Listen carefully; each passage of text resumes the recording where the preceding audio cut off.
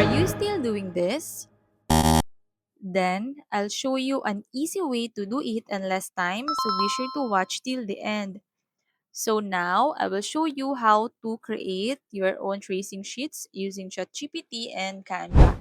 So let's go to ChatGPT, click on create image, and add your prompt. So if you want the prompt I use here, comment down prompt and I'll share it with you. Then click on send prompt and wait a bit.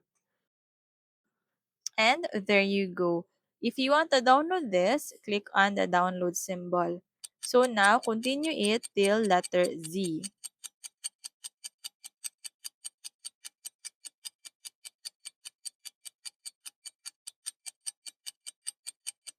Once you're all finished, go to Canva, upload, and drag and drop all the sheets you generated.